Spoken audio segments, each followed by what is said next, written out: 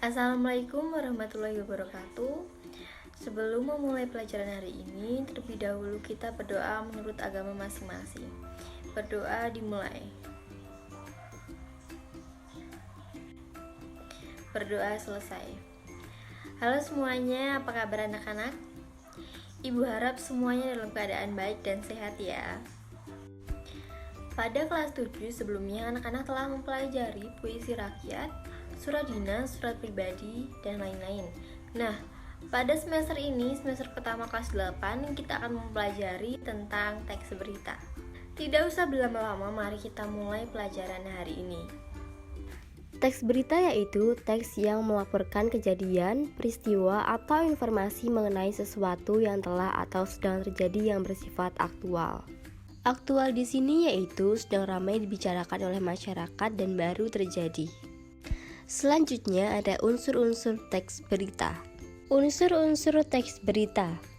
Yang pertama ada what, apa, where, di mana, when, kapan, who, siapa, why, mengapa, dan how, bagaimana.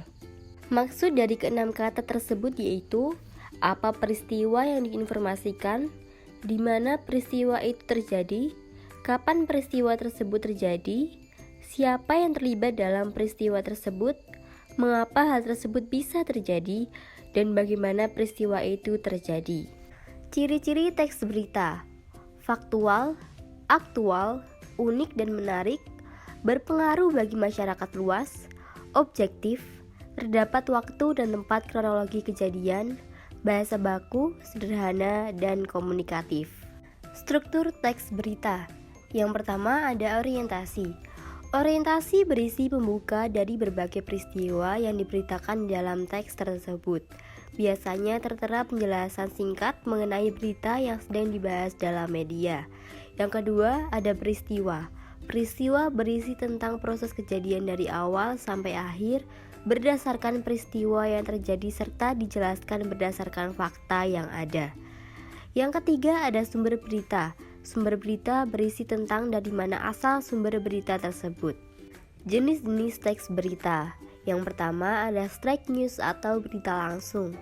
Straight news merupakan jenis berita apa adanya, ditulis secara singkat, langsung, dan lugas. Sebagian besar halaman dengan surat kabar atau yang menjadi berita utama atau headline biasanya adalah berita jenis ini. Yang kedua ada depth news atau berita mendalam. Depth news merupakan jenis berita yang dikembangkan dengan pendalaman mengenai hal-hal yang ada di bawah suatu permukaan atau dikupas secara mendalam. Yang ketiga ada investigation news atau berita investigasi. Investigation news merupakan jenis berita yang dikembangkan berdasarkan penyelidikan dan penelitian dari berbagai sumber yang dapat menjadi sumber berita.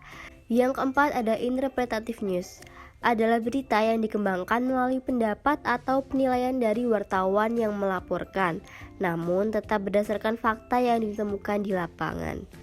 Dan yang terakhir ada opinion news, adalah jenis berita mengenai pendapat seseorang. Biasanya pendapat para ahli, pejabat, cendekiawan mengenai suatu hal, peristiwa, atau kondisi keilmuan dan sebagainya. Yang selanjutnya ada kaidah kebahasaan teks berita. Yang pertama ada verba transitif, merupakan verba yang dapat diubah ke bentuk pasif. Yang kedua ada verba pewarta. Verba pewarta adalah verba yang mengidentifikasikan suatu percakapan. Selanjutnya ada kalimat langsung yang merupakan hasil kutipan langsung dari pembicaraan seseorang, sumber wawancara, yang sama persis dengan apa yang dikatakannya. Selanjutnya ada adverbia atau kata keterangan, merupakan kelas kata yang memberikan keterangan kepada kata lain. Lalu ada konjungsi temporal yang merupakan kata hubung yang berhubungan dengan waktu, misalnya setelah, kemudian, dan akhirnya.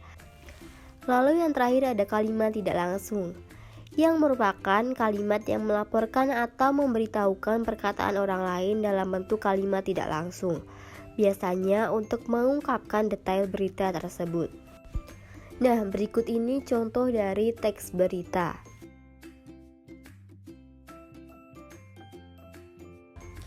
Nah, itu dia materi dari teks berita.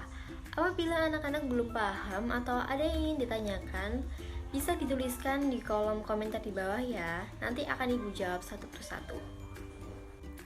Karena tadi Ibu sudah menjelaskan tentang teks berita, sekarang Ibu akan memberikan tugas kepada kalian.